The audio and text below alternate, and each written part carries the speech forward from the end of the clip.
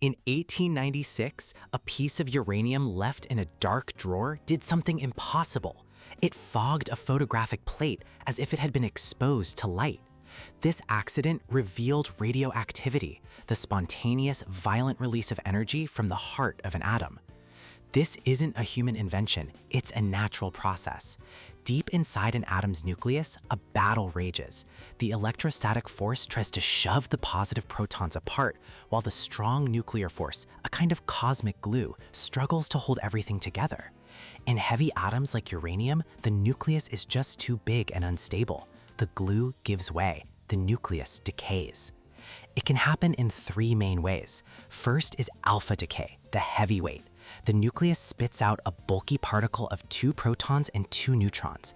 It's so massive it can be stopped by a single sheet of paper. But if you inhale it, this particle becomes a demolition ball inside your cells. Next is beta decay, the transformer. In a bizarre act of nuclear alchemy, a neutron turns into a proton, spitting out a high-speed electron.